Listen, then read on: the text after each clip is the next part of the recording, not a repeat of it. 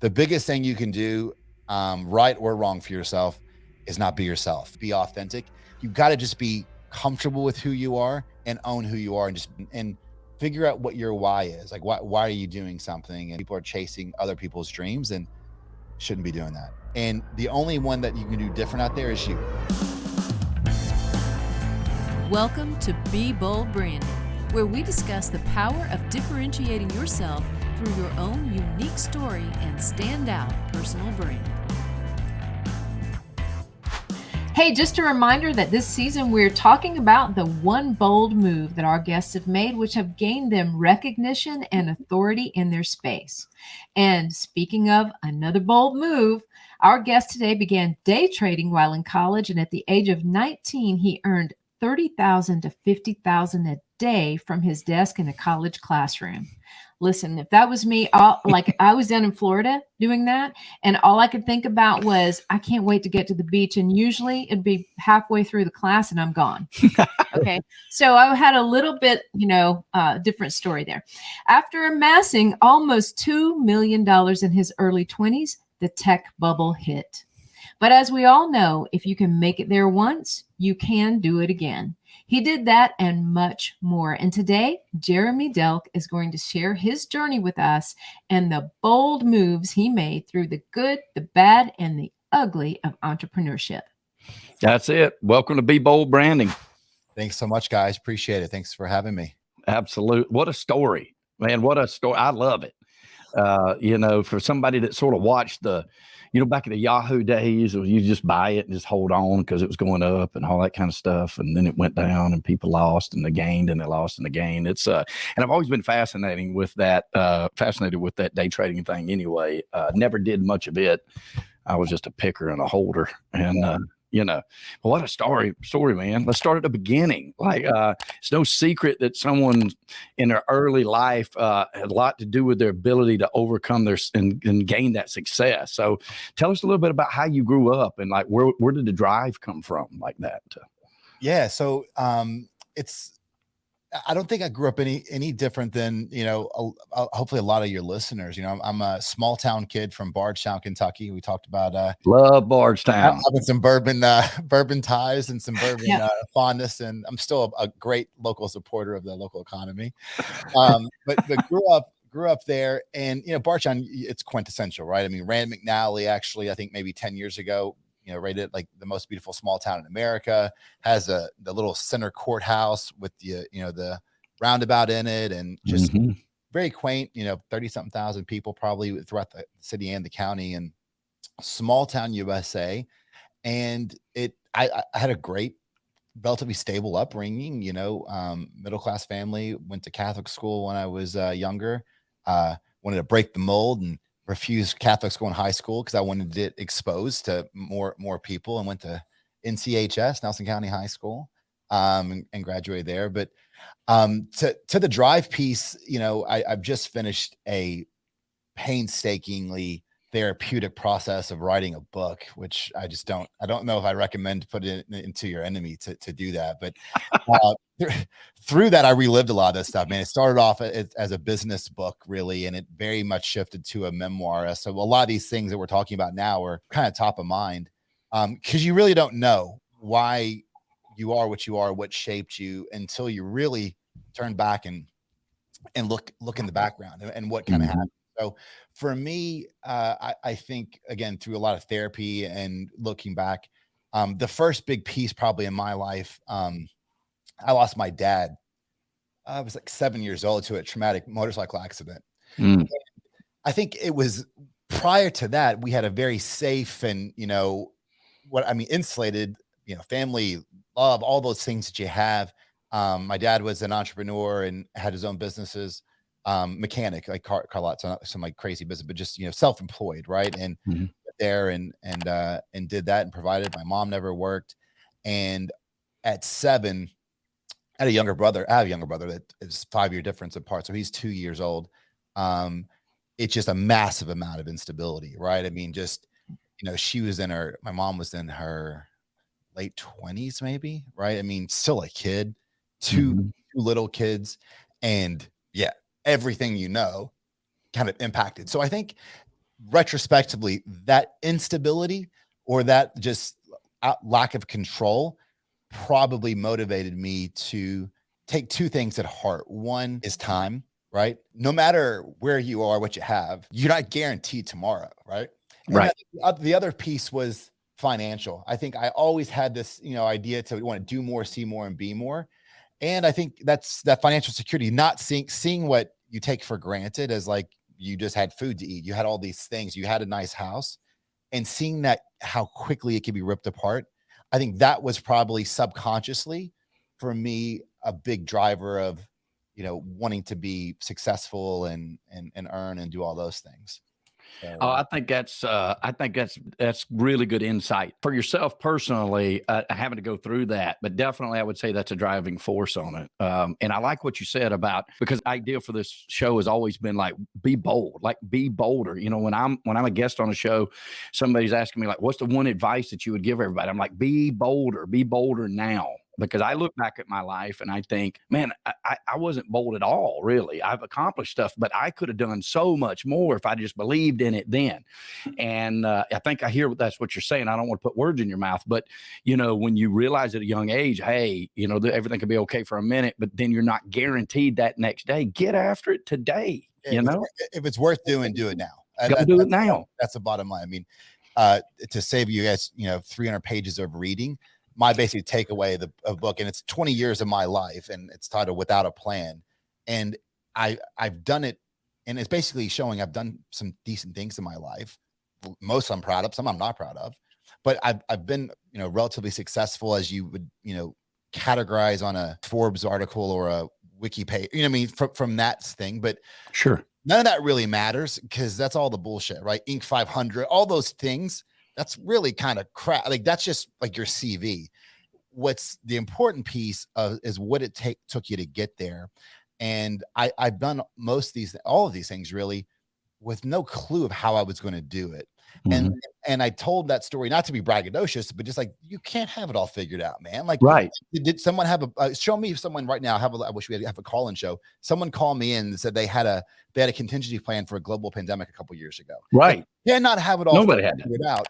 So just get started, just get going. And you, most of the time in your head, are the biggest obstacle, not the competition. It's not funding. It's not, you are the biggest obstacle. And just get going, because what's the worst could happen? We talked about me losing all this cash. I was 19 years old, man. Like, it sucked. Right. Like, what retrospectively, one of the best things that ever happened to me, because I was so cocky. You couldn't talk to me. I was not like talk to me, but I was a genius.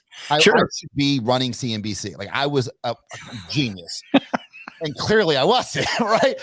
Like, had I carried that crap out for 20 more years, man, well, I wouldn't be taking my kids to Lake Oconee, where we're just this. I could have really, it could have then mattered. Yeah. At that point, I was, in college at a condo. I had some stuff, but could have packed and went back to Bardstown with my mom.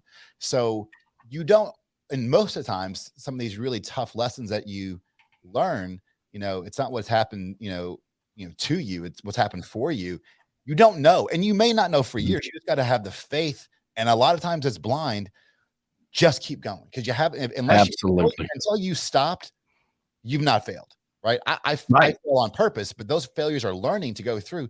But I'm not a failure, because I've never stopped. Wanted to sometimes, been scared shitless sometimes, but you got to push through that. And I think that the testament to what the major takeaway of this book is that every time you do, right, and to your point, like making it once. Every time you do, you get a bit more confident. Like, man, that sucked, but you know what? I persevered. Yeah. Didn't know how another battle won. Through. Yeah. Yeah, that's what I do in my mind. I'm always like, look, I'm just battle hardened. Like, I don't freak out about things that are coming, because I've already lived through things that I didn't see, like exactly what you're saying. I'm better off now. I've always been better off day after day after day after day, just by keeping moving forward and keeping that bold mindset. Which clearly you have, which is awesome, right? Yeah. Did you have any mentors along the way that you learned that from? Do you think that is something you just learned from circumstance, or did you also have some mentors that taught you to persevere like that?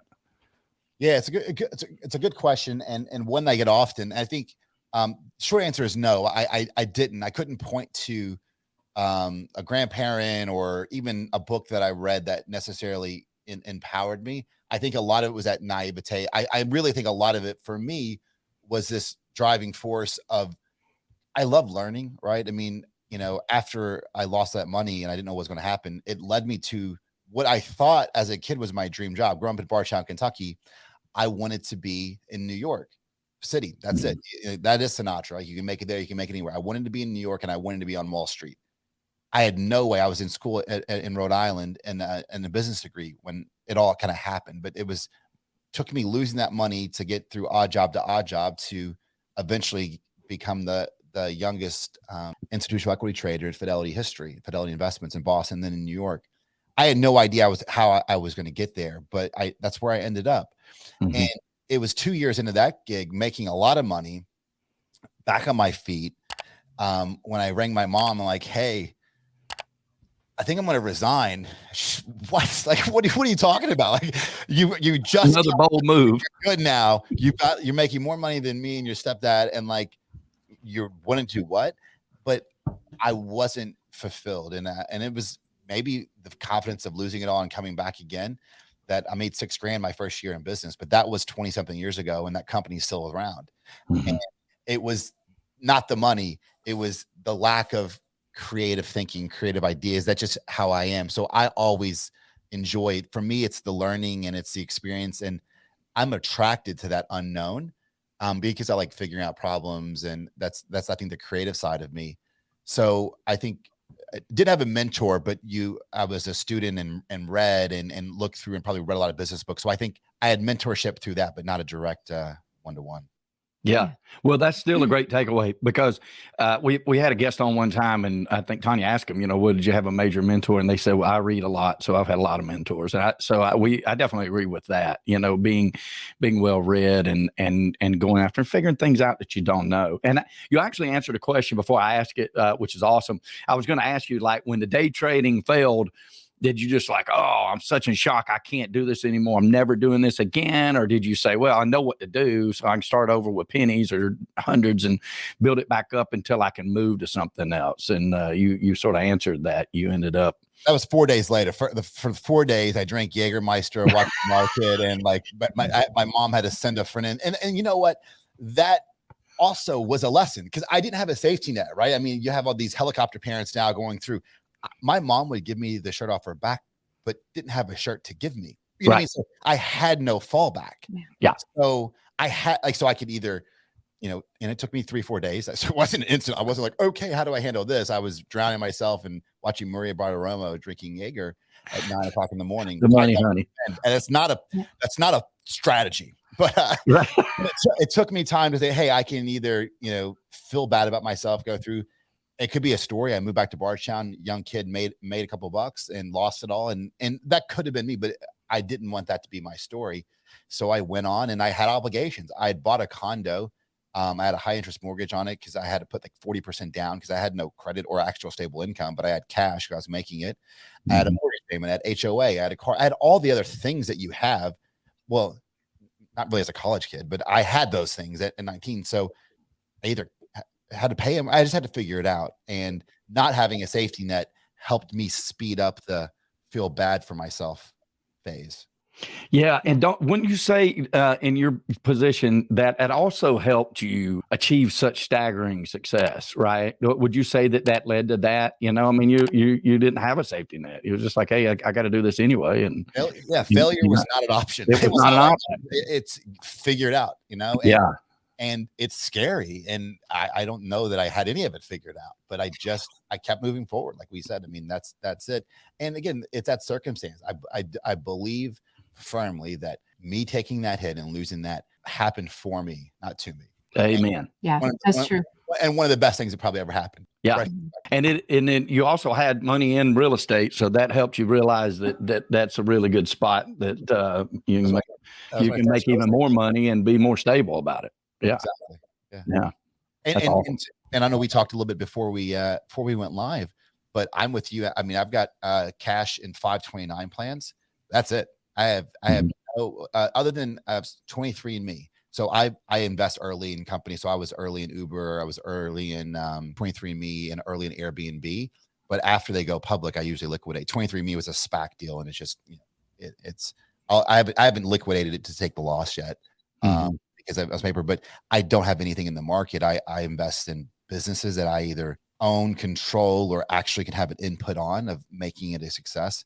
And then conversely, even though I've done it for 20 years, I actually don't believe in earned income. Even though I've earned a little bit, I believe in mailbox money, passive income, right?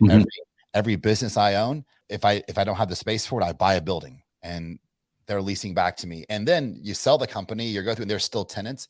And then while you're not working, or maybe you're not taking a dividend from that business because that can't afford it, real estate's appreciating. You still got cash flow coming in from rent. And that is my long-term, that's my retirement plan, is just get enough property. It's, passive income, and continue on. That's tried and true, in my opinion. Absolutely, it is. Yep. Yeah. For some of the people that are thinking about, okay, you've done it, you've lost it, and as I mentioned early on, if you can get there once, you can get there again, right? Do you remember the day that you earned your first $1 million? Yeah. What did you do that day? So I was 19. I had a fake ID from a buddy in high school. They stopped carding me at the bars because I would spend so much money that they knew I wasn't 21, but like they just kind of like looked the other way. So I always had a big friend with 250 people that weren't really my friends, but we just had a massive party celebrated. And I was on top of the world. I mean, that idea of like, there is something to it, making your first $1 million.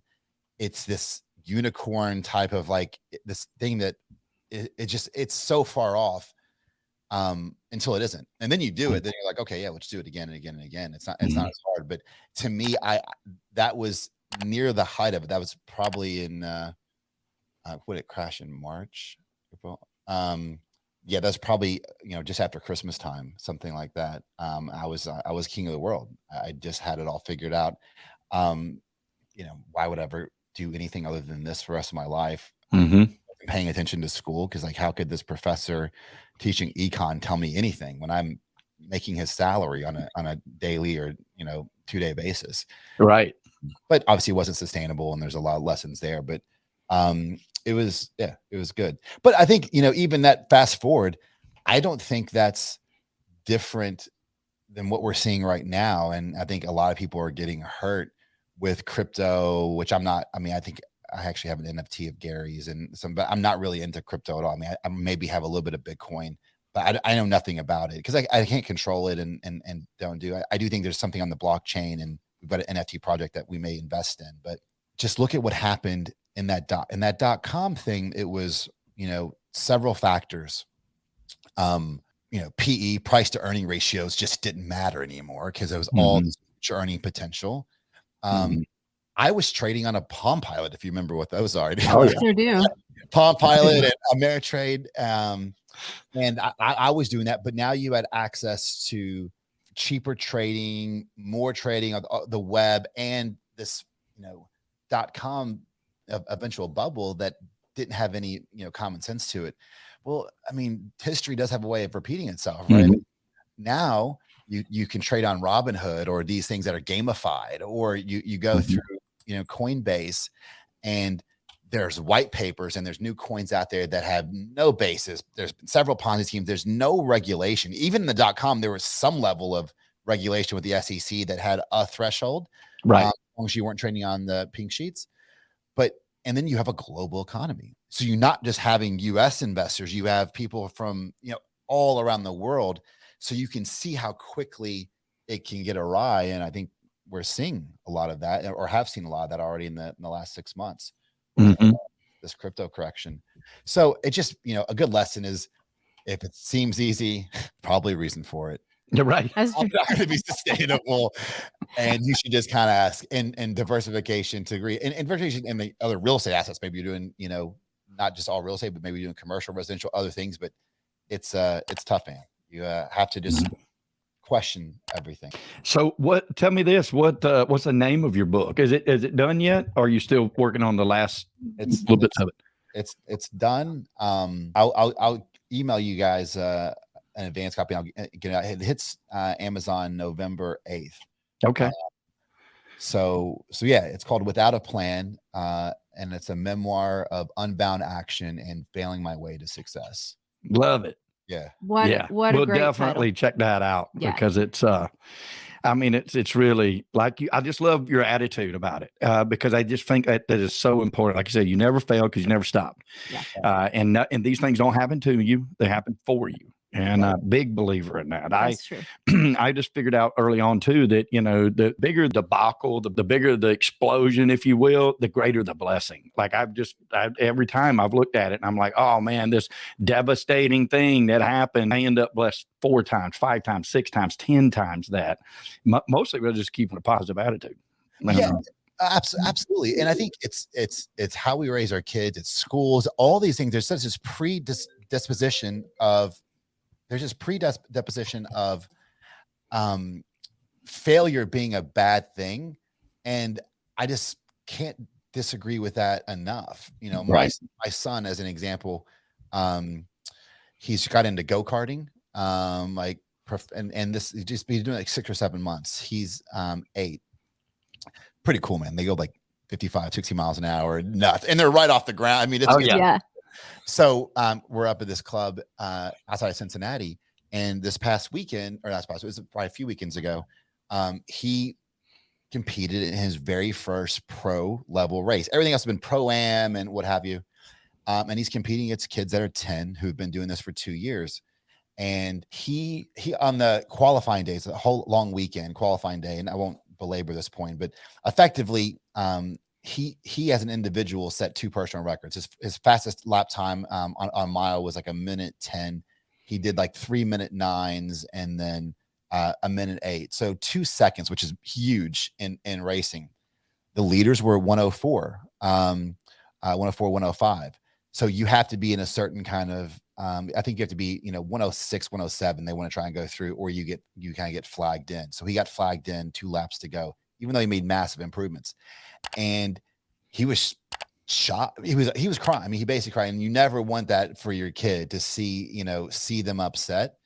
But it was, and I told him this. I'm like, I know you're upset, buddy, but I'm happy that you're upset, because you can take that feeling, and it's a shitty feeling and it's not good and you don't like it, but you take that, and the only one that you can do different out there is you. Like, dad's got you the right cart. You have the right tools.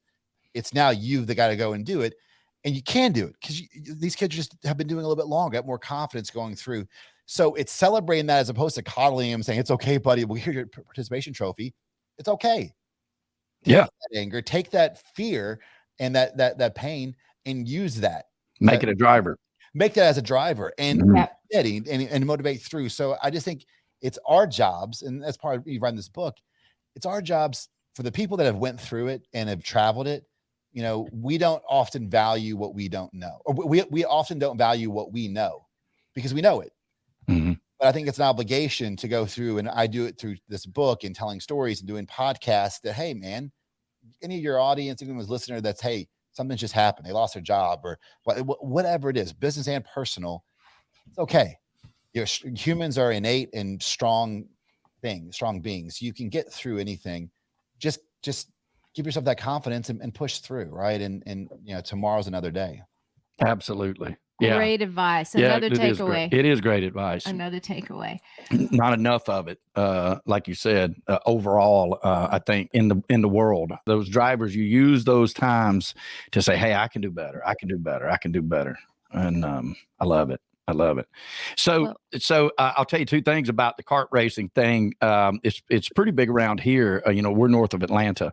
Right. So, and you guys came down to Lake Oconee, for the summer and hung out a little bit. There's a racetrack in Carnesville, Georgia, that holds some pretty big dirt track races like that for the go-karts. Yeah. And several around. One in Dawsonville too? I'm pretty sure there is. Yeah. But I know about the one in Carnesville because I had some friends that their kids used to race that one. That one, Dawsonville, Georgia, tiny little town. That's where I grew up. Really?